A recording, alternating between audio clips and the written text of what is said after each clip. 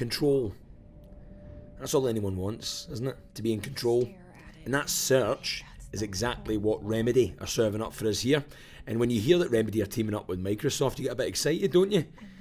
Anyway, it's always a wee bit dangerous getting your hopes up, though. That's the problem. But let's have a look at this. It's a third-person narrative-based shooter. You play Jessie Fadden, who finds herself in the oldest house, which is the name of the headquarters for the Federal Bureau of Control. Jessie's trying to find her brother, who was taken by the FBC, and also in many ways she's trying to find herself as well, all while dealing with the Hiss, a mysterious otherworldly entity or entities that have taken over the oldest house and possessed and murdered most of the agents from the FBC. Like, it's a super creepy game. You can tell that, with awesome sound design. I mean, the possessed agents floating around and chanting makes you as comfortable as a long hug with your dad. Brilliant lighting effects as well mean that no matter what unfolds, it always looks like it's straight out of a classic horror film. And the oldest house itself is a major character. It's a huge, mysterious building that's constantly shifting and changing and revealing itself and bestowing its powers on Jessie as she uncovers more and more and more. Initially I wasn't sure if the story was going to grip me actually. There was too many mysteries and too slow of a pace for the reveal, but it really, you know, a slow pace like that can put you off, can't it? But the intrigue did draw me in the end.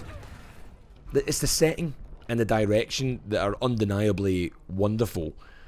When you enter like any new zone, bold letters slam onto the screen like a dropped grand piano. It's menacing, it's unsettling. All the floating bodies of the possessed agents chanting in almost every room. In terms of Jessie's powers, there's nothing particularly new here. Telekinesis, levitation, gun battles, you know, we've seen all this kind of stuff before, and to be honest with you, the movement isn't all that great.